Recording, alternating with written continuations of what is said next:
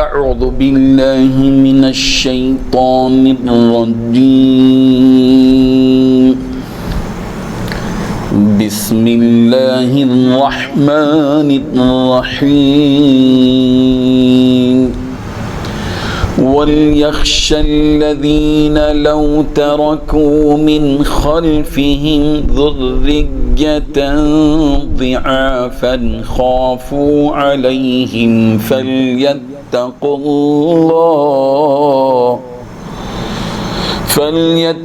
اللَّهَ وَلْيَقُولُوا قَوْلًا سَدِيدًا صدق اللہ العظیم۔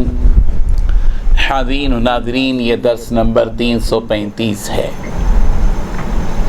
سورہ نساء کی آیت نمبر 9 کی تلاوت کی گئی۔ لفظی ترجمہ دیکھیے، وَلْيَخْشَ، اور چاہیے کہ ڈریں، الذین، وہ لوگ کہ لو، اگر، ترکو، چھوڑ جائیں وہ، من خلفہم، اپنے پیچھے، ذریتاً، اولاد، ضعافاً، کمزور، خافو، تو کیسے وہ خوف کھاتے، علیہم، ان پر، فلیتقوا اللہ، تو چاہیے کہ وہ اللہ سے ڈریں، ولیقولوا، اور چاہیے کہ وہ کہیں، قولاً سدیدا، درست بات، سیدھی بات۔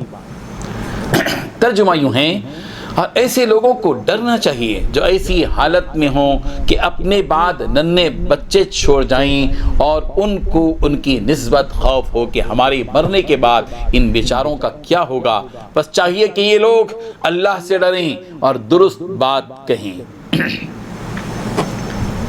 بزرگان محترم، اللہ تبارک و تعالیٰ نے اس آیت میں 3 باتیں کہی ہیں۔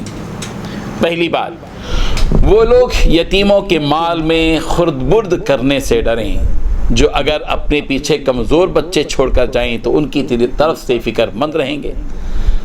دوسری بات بتائی، لہٰذا وہ اللہ سے ڈریں، اور تیسری بات کہی، سیدھی سیدھی بات کہا کریں۔ بزرگان محترم، ہم اگر ہمارے معاشرے پر ایک سرسری نظر ڈالیں تو یہ نتیجہ آپ خود بھی اخذ کر سکتے ہیں کہ عقائد کے بارے میں بہت ہم حساس ہیں، ہمارا عقیدہ مضبوط ہوتا ہے ماشاءاللہ، عبادات میں بھی ہم بہت چوکنا باخبر رہتے ہیں۔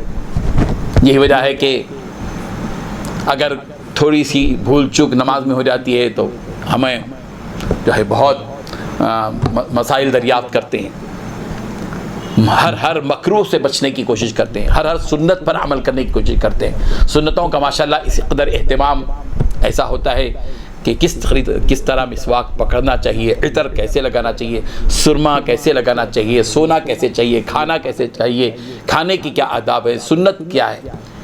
ماشاءاللہ بہت اچھی چیز ہے، عبادات میں اعمال میں اس قدر سنت کا اہتمام، یہ تو بہت اچھی چیز ہے، خوش آئند بات ہے، قابل مبارک بات ہے ایسے لوگ۔ لیکن ہمارے معاشرے پر آپ ایک کا جائزہ لیں گے تو آپ کو یہ بھی ایک تلخ حقیقت آپ کو محسوس ہوگی، وہ یہ کہ ہم معاملات میں بہت پیچھے ہیں۔ اخلاق، معاملات اور معاشرت، یہ 3 جو ابواب ہیں، شعبے ہیں، ان میں مسلمانوں کا ایک بڑا طبقہ بالکل غفلت کا شکار ہے، لاپرواہی کا شکار ہے۔ عبادت کے معاملے میں، تہجد کے معاملے میں، اوابین کے معاملے میں، چاشت کے معاملے میں، روزے اور تراویح اور افطار اور سحری کے معاملے میں بہت حساس ہے ماشاءاللہ۔ عمرے کرنے میں بہت زیادہ حساس اور بہت چست اور چوکنا، طواف کے مسائل میں، حج کے مسائل میں اس کی پوری تربیت حاصل کرتے ہیں، مگر معاملات میں تربیت نہیں ہے۔ جوڑے کی رقم لینے کے بارے میں کوئی تربیت حاصل نہیں کرے گا، نکاح کیسے حاصل کرنا چاہیے، بغیر کسی رہنمائی کے نکاح کرے گا، خوب اڑائے گا، دولت خرچ کرے گا، فضول خرچی کرے گا، ناچے گا، کودے گا، ڈی جے چلے گا، برائیاں ہوں گی، بے حیائی کے کرتوت ہوں گے، سب کچھ ہوگا۔ وراثت کے معاملے میں بھی ویسے ہی ہے، غفلت، لاپرواہی۔ سنت کا پورا اہتمام ہے اور وراثت جب کہ تقسیم فرض ہے اور فرض کے بارے میں بالکل گول، بہت پیچھے، زیرو ہے، نعوذ باللہ من ذالک۔ اسی جانب توجہ دلائی جاتی ہے۔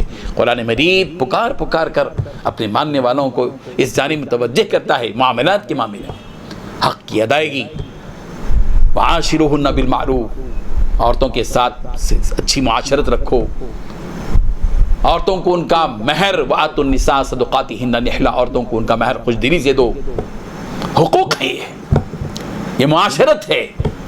یہاں بھی وراثت کے سلسلے میں اللہ تبارک و تعالیٰ یہی بات بتا رہے ہیں، یتیموں کے بارے میں بھی کہ وَلْيَخْشَ الَّذِينَ لَوْ تَرَكُوا مِنْ خَلْفِهِمْ ذُرِّيَّةً ضِعَافًا خَافُوا عَلَيْهِمْ، کہ یتیموں کے مال میں خرد برد کرنے سے ڈریں۔ بہت نیک متقی ہیں مگر یتیم کا مال کھا جا رہا ہے، بڑا متقی صالح پرہیزگار، داڑھی بھی ہے، کرتا بھی ہے، پاجامہ بھی ہے، پگڑی بھی ہے، سنت کا پورا اہتمام ہے، اور بھائی کے بیٹے کا حق، بھتیجے کا حق مار کر بیٹھا ہوا ہے، اور اس کا پلاٹ ناجائز طور پر قبضہ کیا ہوا ہے، اس کے باپ کے انتقال کے بعد اس یتیم بچے پر اس کو رحم نہیں آیا۔ یہ دین نہیں ہے۔ دین کیا سکھاتا ہے؟ ڈرو اس معاملے میں، غور کرو اس بات پر کہ لو ترکوا من خلفہم ذریۃ ضعافا خافوا علیہم، اگر تمہاری اولاد ہو اور تمہاری اولاد اس قسم و پرسی کا شکار ہو، کمزور ہو، جس طرح تم اپنی اولاد کے بے کس اور مجبور ہونے، ناچار ہونے پر ڈرتے ہو اپنی اولاد کے بارے میں، دوسروں کی اولاد کے بارے میں بھی تمہیں ڈرنا چاہیے۔ ڈرو، وَلْيَخْشَ الَّذِينَ، ڈرنا چاہیے ان کے بارے میں جن کا حق مارا جاتا ہے۔ یتیموں کا حق مار کر کھا جاتے ہو، نہیں، ڈرو اس معاملے میں۔ اس بات کا اعلان کر دیا گیا ہے، اس لیے ضرورت اس بات کی ہے کہ جس کا بھی حق ہے برابر دیا جائے۔ انتقال ہو گیا بھائی کا، چھوٹے بھائی کا انتقال ہوا، مثلا اس کے 2-3 بچے ہیں، بیٹے ہیں، بیٹیاں ہیں، بیوی ہے، اسی کے ساتھ رہا کرتا تھا، بڑے بھائی نے پورے مال پر قبضہ کر لیا، اب زندگی گزر رہی ہے، اپنی ضرورتیں ساری پوری ہو رہی ہیں، اپنے بچوں کی پوری تعلیم ہو رہی ہے، اور بھائی کے بچوں کا کوئی پرسانی حال نہیں ہے۔ ڈرنا چاہیے اس سے، پورا مال ان کا جو ہے دینا چاہیے، وارثوں کو ان کا حصہ برابر دینا چاہیے۔ نبی کریم حضرت، اور یہاں پر اس بات کی بھی طرف توجہ دلائی گئی ہے کہ تم ایسے کام کرنے سے ڈرو، بچو، کہ کہیں ایسا نہ ہو کہ تمہاری بات تمہارے بچے مجبور ہو جائیں۔ یہ مثلا مال چھوڑ کر جا رہے ہو اور وصیت کر رہے ہو، مسجد بنا دو، مدرسہ بنا دو، فلاں کر دو، اور وصیت کا کہ میں جو 1/3 کا حق تھا 2/3 کی بھی وصیت کر دی، یا پورے مال کی وصیت کر دی۔ نہیں، دیکھو پہلے تمہارے اپنے گھر والے بچے ہیں، مجبور ہیں بیچارے، تو تم کو حق شریعت نے دیا ہے، حق کہ تم 1/3 میں وصیت کر سکتے ہو۔ 10 لاکھ روپے چھوڑ کر جا رہے ہو تو تم 3 لاکھ 3.5 لاکھ کے اندر جو ہے تم وصیت کر سکتے ہو۔ ایسا نہیں ہے کہ 7-8 لاکھ روپے پورے جو ہے اللہ کے راستے میں خرچ کر دیے، وصیت کر دی اور پھر تھوڑا سا مال چھوڑ دیا۔ نہیں، وارثین کے مال میں کچھ کمی نہ ہو یا ختم نہ ہو، اس پر بھی تمہیں ڈرنا چاہیے کہ کہیں تمہاری اولاد تمہارے پیچھے مجبور، بے سہارا اور دوسروں کے سامنے ہاتھ پھیلانے والے بن جائے۔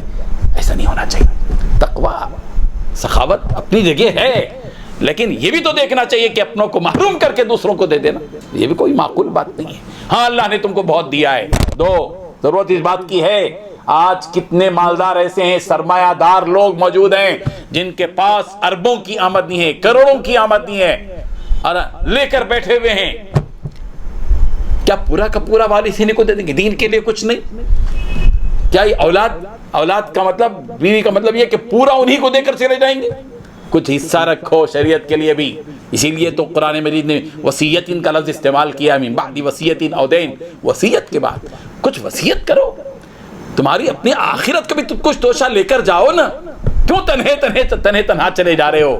کچھ اپنی آخرت کا توشہ لے کر جاؤ۔ پتہ نہیں یہ اولاد تمہارے بعد تمہارے نام پر کیا خرچ کرے گی، تمہارے نام پر کوئی مسجد بنائے گی، تمہارے نام پر کوئی بورویل بنائیں گے، تمہارے نام پر کوئی مدرسہ بنائیں گے، تمہارے نام پر کوئی جو ہے اولڈ ایج ہوم بنائیں گے یا یتیم خانہ بنائیں گے۔ اللہ نے جو دولت دی، بعض تو ایسے بھی ہیں اللہ نے جن کو دولت دی ہے ماشاءاللہ، اور وارث نہیں ہے ان کا کوئی، دونوں بوڑھے آدمی ہیں، اس دنیا سے چند دن میں رخصت ہو سکتے ہیں۔ اب ایسی صورت میں تھوڑا سا ابھی سے ذمہ داری کا احساس پیدا کرو، کہیں ایسا نہ ہو کہ تمہارے بعد کوئی اور آدمی اس کو لے لے۔ زندگی ہی میں جب کہ ہوش و حواس ہوں، اللہ تبارک و تعالیٰ کے نام پر کچھ ایسا صدقہ کر دو، دے دو اپنے مال میں سے، اپنی جائیداد میں سے۔ اللہ تعالیٰ ہم سب کو عمل کی توفیق عطا فرمائے۔ وآخر دعوانا ان الحمدللہ رب العالمین۔ لا الہ الا اللہ